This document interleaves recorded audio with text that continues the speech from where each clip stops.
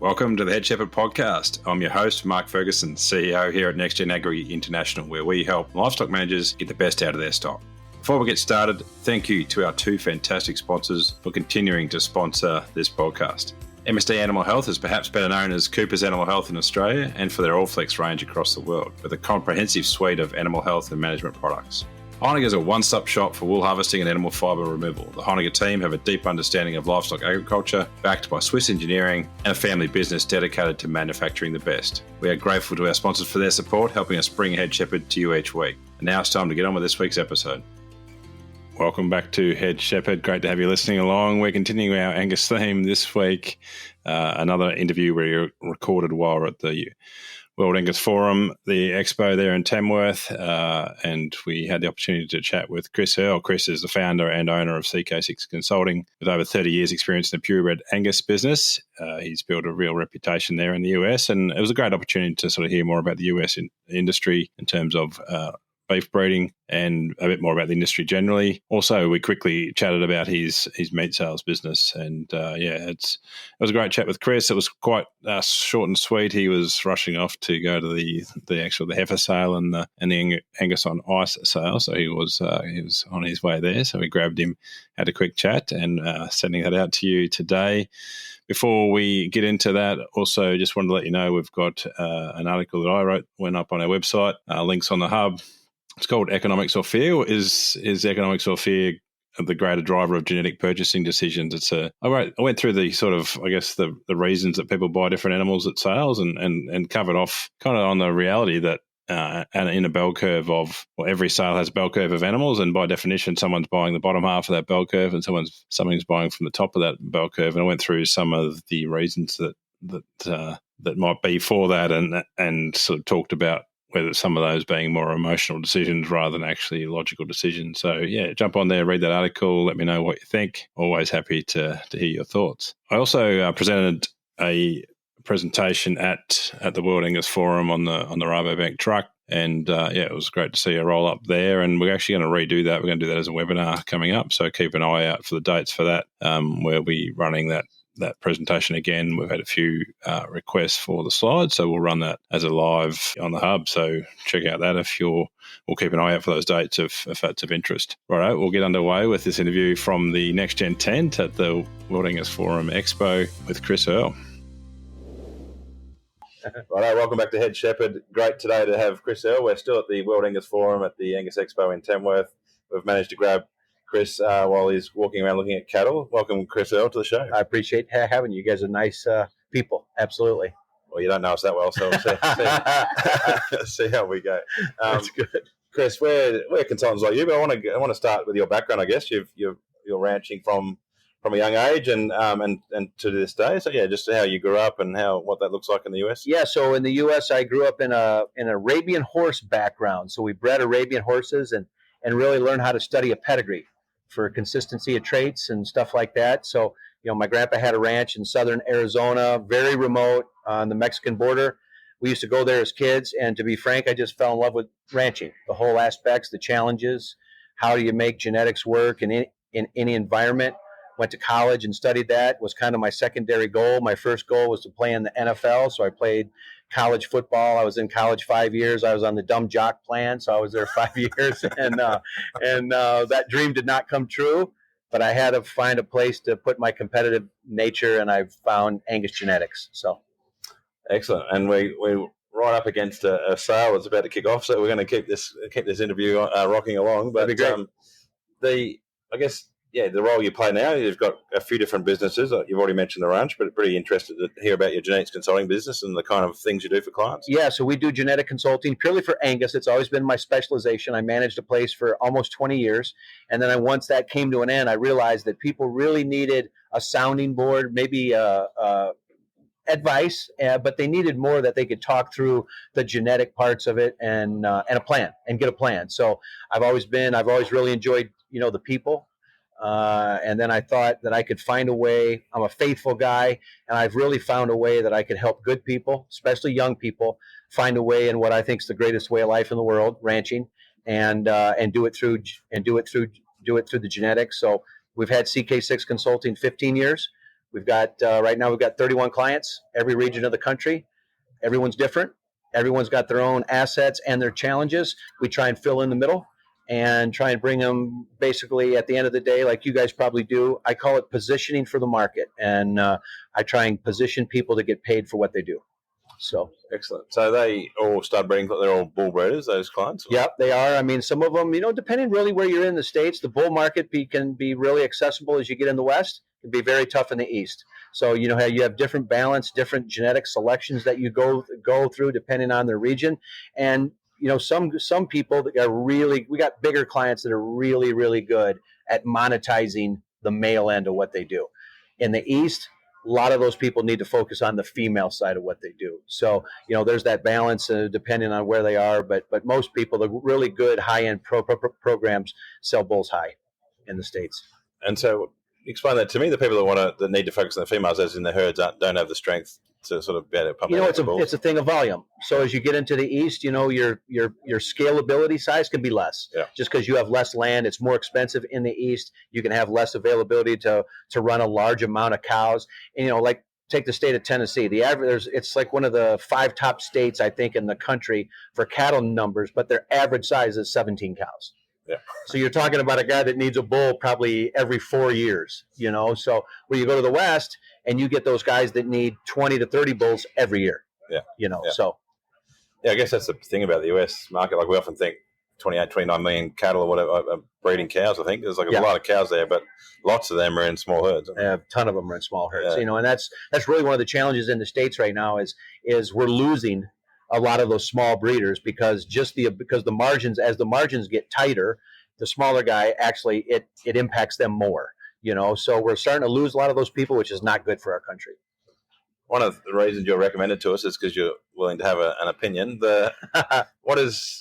If we look at 10 years gone, like what have we done wrong as an industry, maybe, or what have some breeders done wrong, and then what does the 10 years looking forward look like? So I think as I look back on my career so far, and I've been part of some of it, and I think where we get advice from, I think is important. There's a lot of forces out there that want to take advantage of what ranchers and farmers do. They just don't want to do the work or or have the financial risk. So they're on that top of that margin line. So they need a piece of that pie in order to survive. Well, a lot of their advice really winds up promoting what they do, not so much what the producer does. So I think as I look back on my career and even currently now, we have to listen to the people that do what we do. And I've got nothing against anybody. It's just straight business. But like take the talks in the next 2 or 3 days that are over in, I call it Brisbane. It's probably wrong. It's Brisbane or whatever. Close enough. They know what you're talking about. Yeah. But, there's going to be a lot of good speakers over there. But most of them are probably not a guy that's ranched for 40 years and survived. That's the guy I want to talk to. Yeah. I want to talk to the guy that runs the cows, turn the bulls out, does the work, and I want to listen to them for 30 minutes tell me how he won. And I think where a lot of times we listen to, nothing against PhDs, wonderful people, done great things for the business. Got one myself. but I think there's a lot of PhDs in ranching. It just doesn't say it on their name. Yeah. So. Excellent. So, I guess if you did talk to your 31 clients, I'm assuming they're all been doing it for a while. What are their challenges right now that they're sort of trying to fix genetically, I suppose? What are the things that they would So be I think the on? number one thing before you even get to the genetics is cash flow, because we're dealing with a gestational cycle like in sheep or cattle that really allows them the cycle to get paid maybe 1 or 2 times a year. To manage your cash that you get in 1 or 2 times a year with the fluctuation of inputs, with what they cost and that kind of thing, is the number one challenge in ag. How do you spread that money? How do you get money in throughout the year in order to survive on a 12-month period? And I think that comes back to genetics. And that's like this is the second time I've been to Australia. And my number one thought, wonderful place to sell bulls. Wonderful. It's a total focus. I'm not so sure that most Australians, from the females that I see here, aren't leaving money on the table on what their females are worth, on what they can do with them. The science and technology is here. Embryo transplants here. Wonderful companies that do great things with semen. In America, we're monetizing fetuses. There's a desire there to get ahead and move forward. And I think those are options that are available to people to help manage their cash flow throughout the year. So heaps of fertilized embryos sold, is it? Absolutely. Yeah. Absolutely. Yeah. I guess and I think a lot of people hesitate because they're very competitive and they want to keep the genetics in their own herd. Yep. So I think they really hesitate when it comes to getting their genetics in other programs. I look at it a little bit different. I think that's brand building. The best thing your program can do in my world is go perform for another program and have your prefix on that. Not so much what it does for you, but what it does for other people. So yeah, it's an interesting sort of thought process that I go through often. Like you don't see Coca-Cola giving away their recipe, but equally I guess cattle aren't that different between as Pepsi and Coca maybe. Yeah, I think there's a lot of the same concepts, and I think so. Like a lot of people in agriculture, so people look at Pepsi or Coke, and I'm an older guy. I remember when they were fighting for their brand position. Yeah. That's how old I'm getting, right? And I think a lot of people in the Angus business, or even you guys said you're really involved with the sheep. I think we have a tendency to look at today, and we look at programs across the board, where many programs are in different stages of development. It's very much apples and oranges as it relates to each program. And I think each one of those programs, they can aspire to be something, but I would caution them not to be a follower in this business. I would very much encourage them to start designing and building their own brand and find a way to make that cash flow and survive probably to that 10 to 15 year period where I think brands really start to go. So contrary to, some seem to want to be daughter studs, for want of another term, as in they'll come through and basically use mostly one set of genetics and then kind of market on the back of that brand. But you're suggesting go hard, build what you believe in, and build the cattle. I am, and I think it takes grit in the first 10 years. I think you have to be able to stick with it. I think you have to be able to recover from mistakes, and I think you need to be able to get to that next point to where the market, it's funny because these commercial guys, like we'll see a sale here in a little bit or a commercial bull sale. When I walk into these events, and I was at some here 3 years ago, I think the commercial guy is the smartest guy in the room. That's the way I view him. So, and what a commercial guy loves to do to the early, they like to kick you. They want to see if you can take it, right? Yep. If they can buy a bull for $3,500, they're going to buy a bull for $3,500. Yeah. When an established program, they'll get that bull to $8,500 to $10,000. Yeah. But I think it's one of the really good things, really, of our business is they want to challenge young people and see if you've got the grit to stay. And if you've got the grit to stay, you're a real good possibility you're going to earn me as a customer. So, yeah. What we see, and I don't know what it looks like in the US, but we see most people fall in love with breeding, but are hopeless at selling those genetics to anybody else. Yes. And I guess, what would you say to those people out there who just don't really want to sell? They actually just want to breed stuff and stay up their gully and do their thing, but it's pretty difficult to sell a secret. Yeah, so I am all in favor of however you want to run your program, run your favor. What I'm not in favor of is when the results don't meet the expectations to blame somebody else. So I tell people all the time, in every aspect of the cattle business, if it's even selling fat cattle to the prop processor, there's a human component that comes in at the end.